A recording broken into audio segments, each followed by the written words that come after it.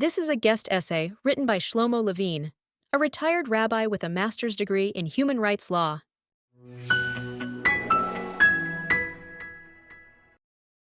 Since the dawn of history, nations have attacked each other for territory and resources, or sometimes for darker reasons such as religious persecution.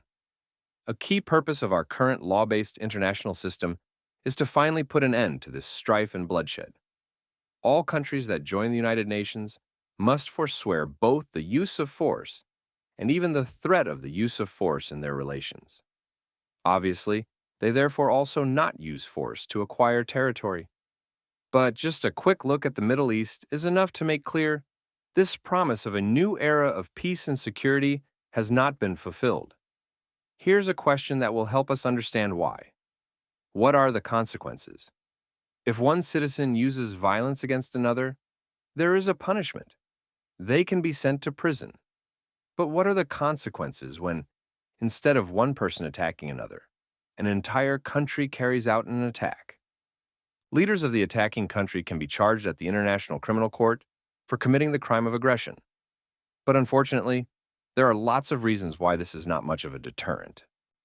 The International Criminal Court has even less jurisdiction over aggression than it has over the atrocity crimes it was originally created to prosecute, and so it can be easily evaded, and in fact, no charges of aggression have ever been brought.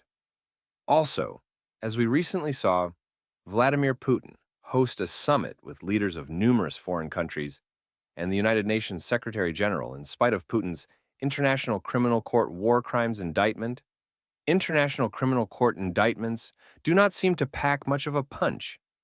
Beyond that, international law largely works to insulate countries that carry out aggression from suffering any consequences at all. For example, let's say a country launches a war of aggression with the explicit purpose of stealing a neighbor's territory. In Jewish law, when someone tries to steal from another, the punishment is that they lose an amount equal to what they hope to gain. So if Reuben takes 100 shekels from Simon, as punishment Reuben has to not only return what he stole, but also dip into his own pocket to give Shimon an extra 100 shekels instead. But that is not the way international law works.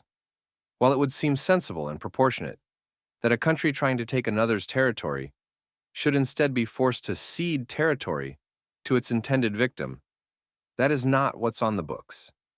Instead, the prohibition of acquiring territory by force still applies. The attacked country is not allowed to counterattack, to take territory from the aggressor. And even if, in the course of defending itself, it winds up occupying territory when the war is over, it has to give that territory back. Now, what if the attacking country wants not just to conquer territory, but to commit genocide, ethnic cleansing, and other atrocities besides? Human rights law makes clear that there is no room for the intended victims to do this back to the attacker as retaliation or revenge. The rationale is straightforward. Every individual has inviolate human rights, including the right to life, due process of law, and so forth. So the fact that some government or armed group violates the rights of others, no matter how horrendous their crimes, cannot lead to the forfeit of anyone else's basic human rights. This necessarily includes the rights of even its own citizens. So, where does that leave us? If you attack a neighboring country, but then lose the war you started, international law says things should simply go back to exactly the way they were before. And if the country you attack takes your territory or unduly harms your civilians, international law turns you into the victim, and you then have solid legal ground to complain that these are violations of your rights. Is it any wonder, then, that Israel's neighbors continually attempt to destroy it? Consider the 1967 Six-Day War, when Israel was truly threatened with destruction, but instead wound up taking over Sinai, Gaza, and the West Bank. Israel reasonably said that it wants to continue occupying at least some of that territory to make sure such an attack cannot be perpetrated against it again.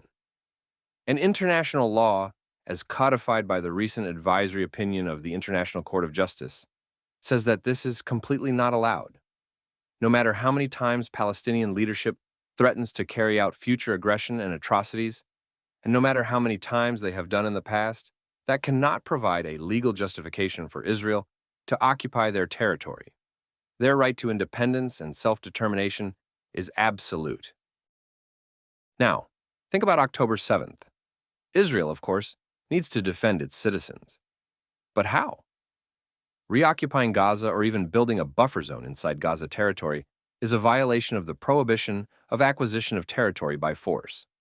From an international law perspective, the crimes of Hamas are simply irrelevant to Israel's need to defend itself in the future.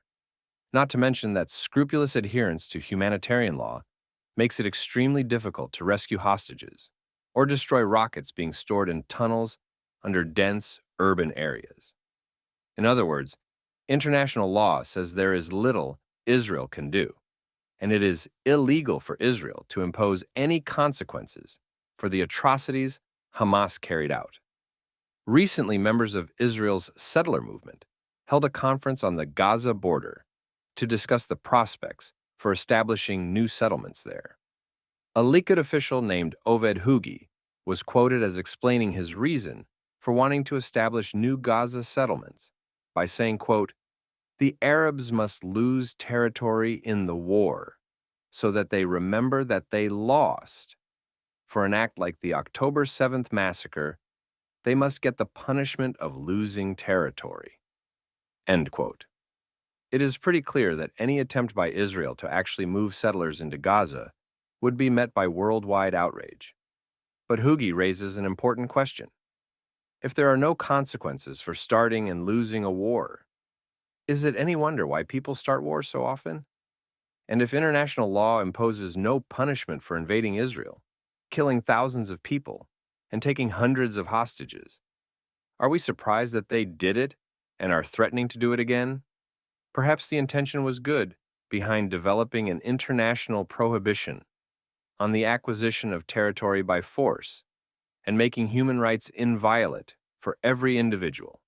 But it is plain as day, as we look at all the horrors going around us, that this rubric is not working.